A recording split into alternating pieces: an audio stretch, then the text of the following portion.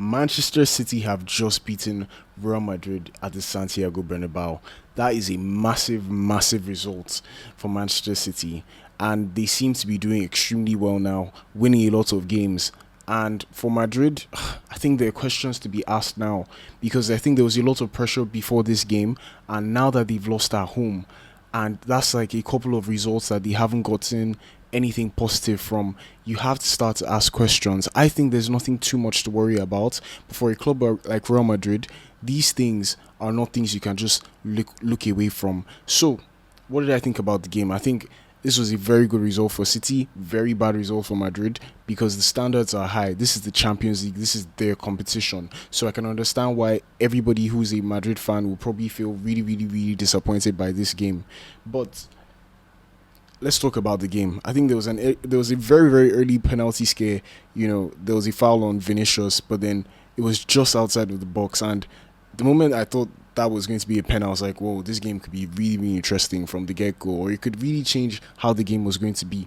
But from then on, Madrid were just dominating and dominating. Like, Man City looked like they couldn't even get out of their own half. And then you now see how they get their own goal. A beautiful pass from Bellingham to Rodrygo. There was some work done at the back as well. Fantastic way to win possession, but then Bellingham's pass to Rodrygo was absolutely perfect, and Rodrygo made no mistake. It was quite a very difficult angle for him to score from, and I think maybe Donnarumma could have done better, but it was a good goal, and I can't even take it away from them. And then from then on, Man City looked like they were now in the game. No, actually, that's not true. They didn't even look like they were in the game. And then all of a sudden, there's a mistake at the back from the corner, and Courtois is just unable to keep the ball out of the net, and O'Reilly scores not a fantastic goal. He scores from the second ball, and all of a sudden, City are back in the game. And that's how football is. Football can be so funny sometimes because they were not playing well before that goal, and all of a sudden, they're playing well.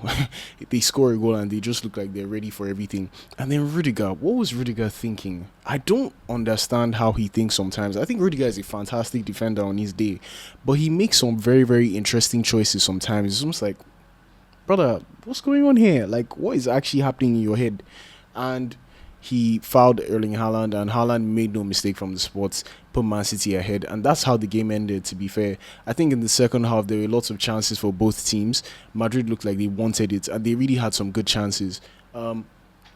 For City, you can see that they had some good chances as well, but Courtois, oh my goodness. Like, without Courtois, I don't know where Real Madrid would be. I think Madrid have gotten away with a lot of things because of how good Courtois is between the sticks.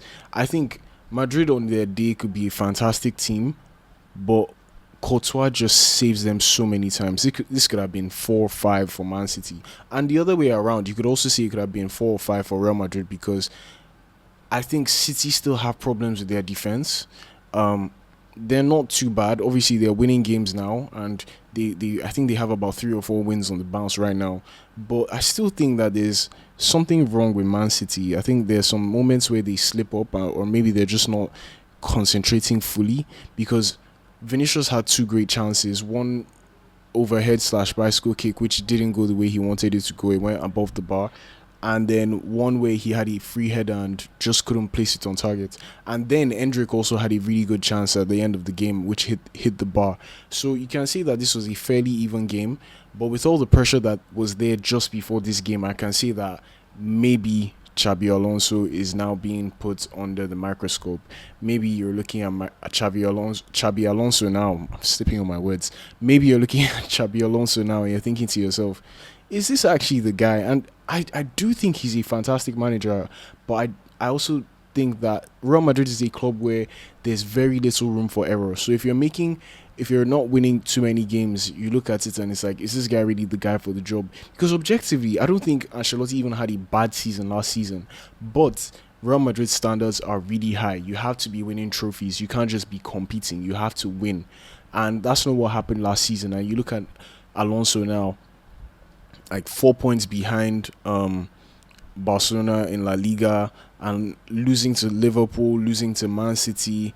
It's just looking like, okay, maybe this might not be the guy, but I don't think it's time for him to get sacked or for his job to be on the line just yet. Maybe I'm being a bit empathetic towards him. But like I said, with Madrid, there's a lot of pressure.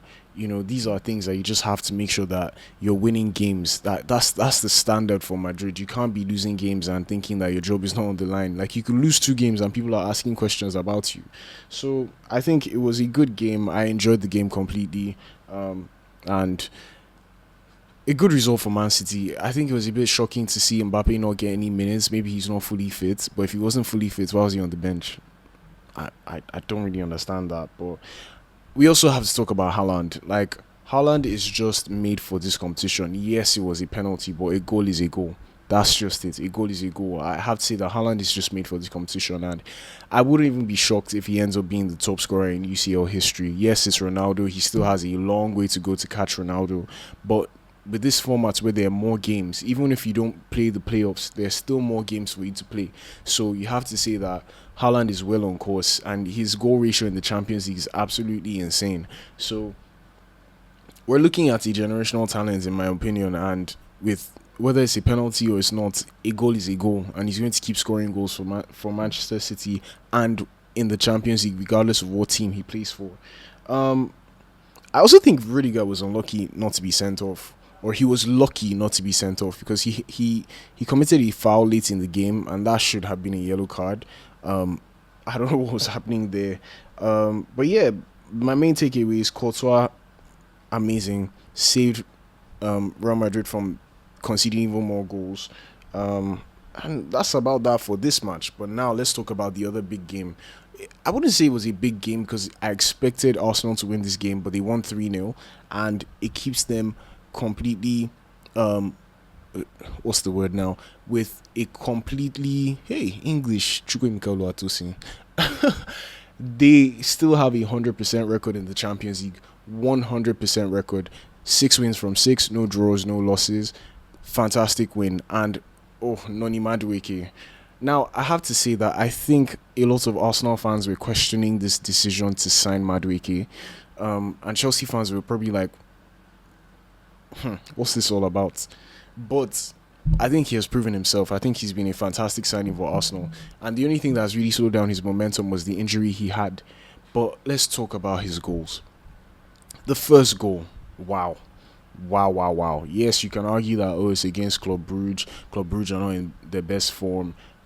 A goal is a goal. This is the Champions League. This is what people want to do. This is the competition everyone wants to play in.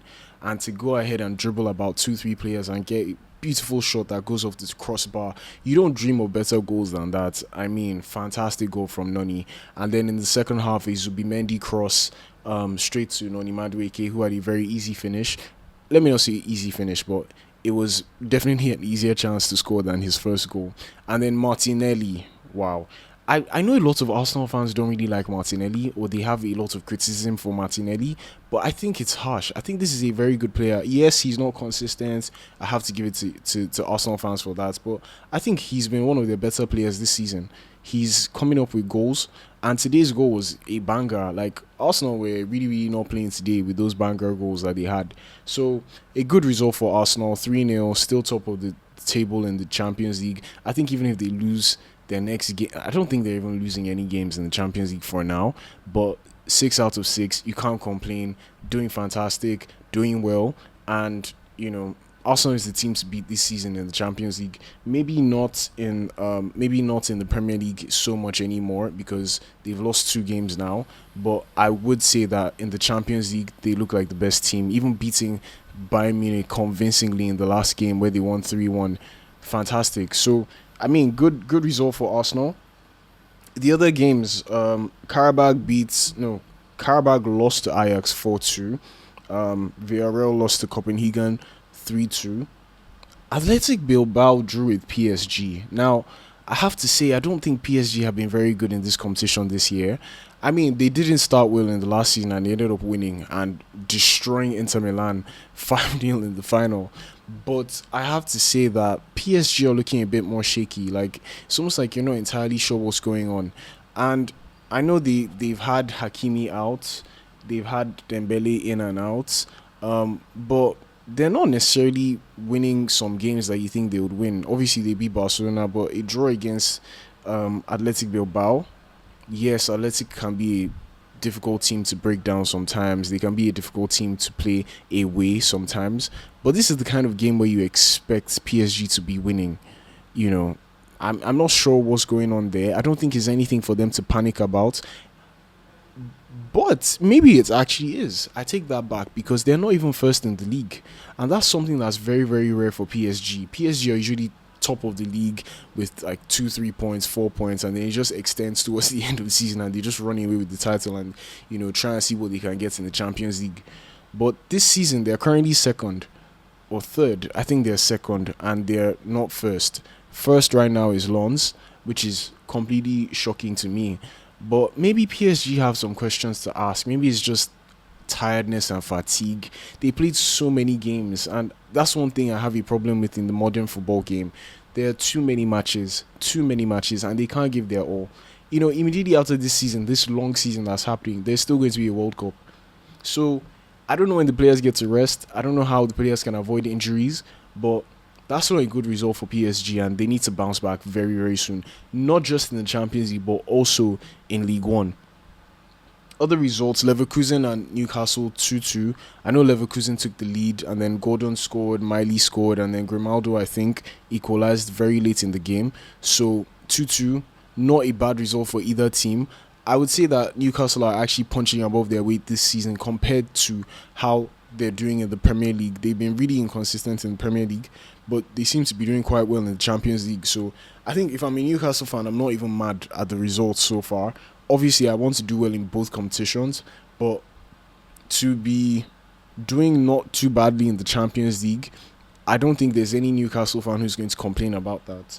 Other results: Benfica beat Napoli 2-0. I don't think I saw this one coming. Napoli are usually very good. Um, Benfica haven't been fantastic as well. But with Mourinho there, you have to say that this is a team you probably want to watch or you probably want to see just because of Mourinho. But I did not think that they were going to be beating Napoli 2-0. I know Napoli are not necessarily the strongest side in Italy, but this is a game I thought they would be winning. So losing 2-0 is not a good result for them. And then Dortmund drew 2-2. Dortmund seem to be that German team who, based on history, you have high expectations for them, but sometimes they just shock you. 2-2 against Bodo Glimt. Bodo Glimt, this is their first Champions League campaign, I believe. Please correct me if I'm wrong. You should be winning at home to Bodo Glimt. I think it's a shocking result, and maybe they need to be under the microscope as well. Like, what's going on here in this club? They need to be watched very closely. And the final result: Juventus beating Pafos 2-1. I think that's a decent result. I don't think there's anything more to expect from there. But overall, another fantastic week of Champions League football. Like, I love the Champions League. We all love the Champions League. So Arsenal still the team to beat. Man City, fantastic result. Liverpool, good result as well. Overall, I think it was a fantastic Champions League week. Looking forward to the next one. Looking forward to the weekend games. Until then, I'll see you guys. Cheers.